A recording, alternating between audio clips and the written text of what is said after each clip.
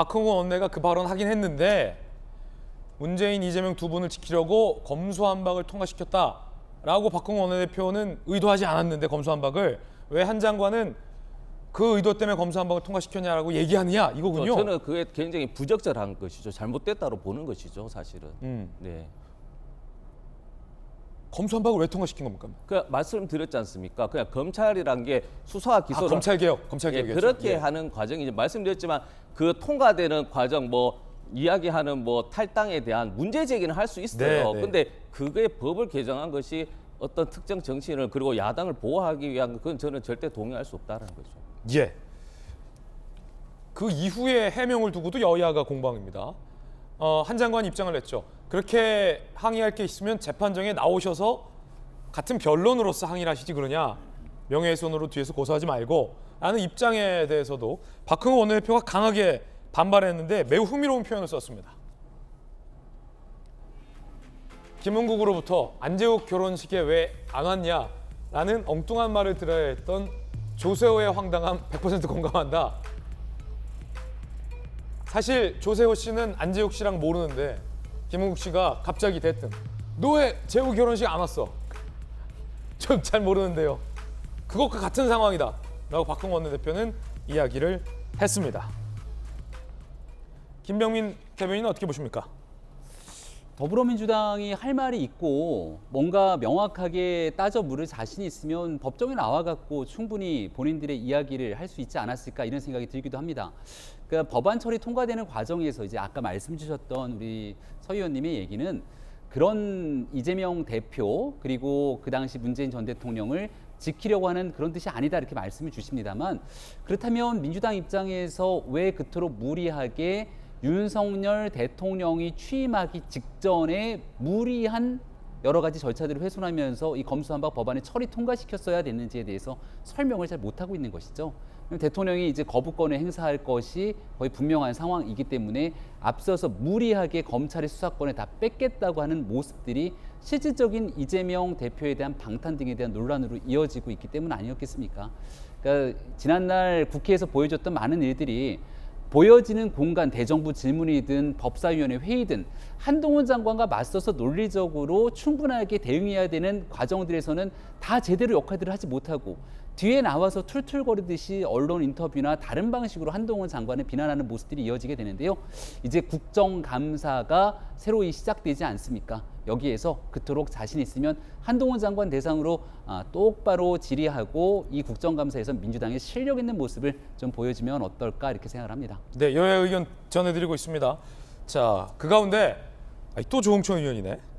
민주당의 조홍천 의원이 법정 발언을 갖고 고발한 것, 한 장관을 고발한 박홍근 원내대표의 행동은 잘못된 행동이다라고 입장을 밝혔습니다. 법정에서 한 얘기를 고발하는 건 잘못이다. 자기 주장 관철위에 과장된 주장 섞어하기 마련이다. 그게 변론이다. 고발하면 법관이 그걸 고지고대로 알아듣는 사람으로 간주하는 거다. 법관들 다 걸러듣는다. 라고 박홍근 원내대표와 민주당을 비판했습니다.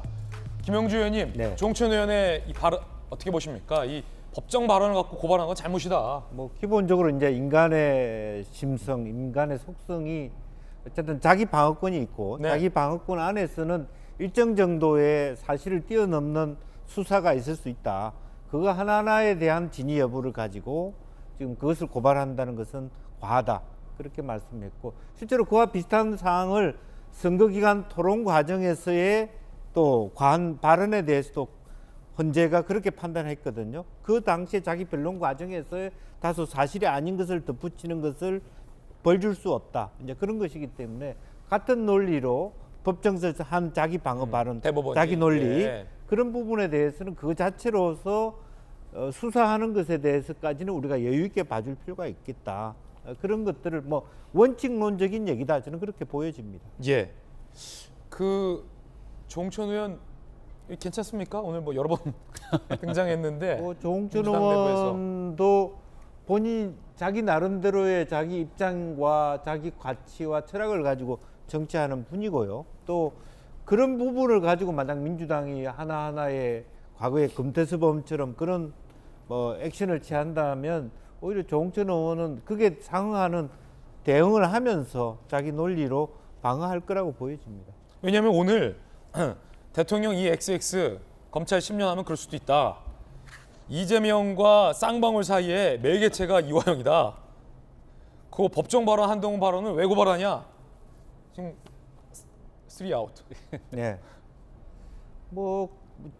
전부 다 맞는 발언이네요. 다 맞는 발언 잘했다. 그렇다고 대통령을 옹호하거나 그렇죠. 국민의힘을 옹호한다고 볼 수 없고 그렇죠. 현재 민주당이 너무 네. 과하게 그에 같은 쏠림 현상이 민주당에 이익이 있는가 그런 문제의식을 저는 가진다고 볼 필요가 있겠습니다. 예. 그리고 민주라는 게 원래 다양한 목소리가 나오는 것 자체가 민주주의 아니겠습니까? 네, 그렇죠. 저도 부대변인 하면서 제가 논리 개인적인 생각이라고 하면 제 그에 대해 존중을 하고요. 정치원 의원 같은 저 정도의 어떤 의견 같은 경우는 민주당이든 뭐 국민의힘이서든 자연스럽게 나오는 게 당연한 것이죠. 그렇죠. 네. 뭐 자연한 현상이다. 그게 또 건강하다는 거 아니겠습니까? 네. 당이 민주당이. 자, 그런가 하면 안철수 의원 요새 조용하다 했는데 한마디 했습니다. 한동훈은 아직 정치 경험을 더 쌓아야 한다.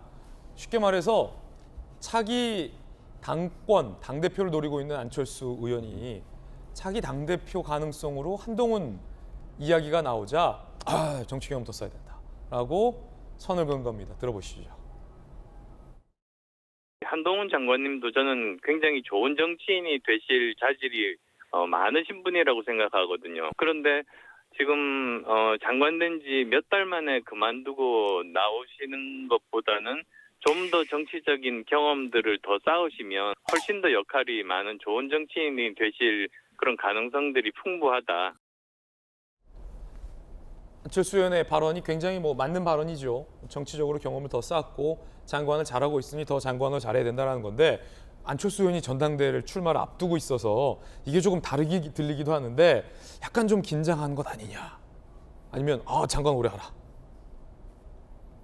견제 발언 이런 것으로 들리는데 일단 한동훈 장관이 무슨 전당대회 관련돼서 전당대회 지읒자도 꺼낸 적이 없기 때문에 그렇죠. 무리한 해석이라고 봅니다만은 안철수 대표 전 대표 입장에서 이제 국민의힘에 와서 또 안착하고 좋은 역할들을 하고 있어서 긍정적으로 평가하는 분들도 계시지만 네네. 정치 경험을 오래 쌓아야지만 좋은 정치를 할 것이다라고 하는 안철수 의원의 말에 썩 공감하지 못하는 분들도 많이 있을 것 같습니다. 왜냐하면 윤석열 대통령을 비롯해서 현대 정치의 여의도 정치권에 깊이 몸담지 않았지만 바로 대통령이 될 수도 있고 또 중요한 정치적 역할들을 할 수도 있죠. 반면에 오랫동안 여의도 정치권에 발을 담갔지만 국민들께 좋은 모습들을 보여주지 못해서 여의도 정치권이 국민들께 퇴색되는 모습들까지 보여줬던 전례들이 있기 때문에 저런 논리 구조보다는 다른 사람에 대한 얘기보다 왜 안철수여야 되는지에 대한 모습들이 사실 요즘 좀 부족한 것이 아닌가. 예. 여기에 대해서 조금 더 확실한 안철수 의원의 색깔과 대안을 보여주시면 또 당내에서 좋은 힘이 되지 않을까 생각합니다. 안철수 의원이 근데 그 돌직구도 날렸어요. 유승민 전 의원에 대해서 유승민 전 의원은 당원의 신뢰를 잃었다라고 또 돌직구를 알렸거든요. 저희들은 60초 광고 보고 돌아오겠습니다. 잠시 후에 뵙죠.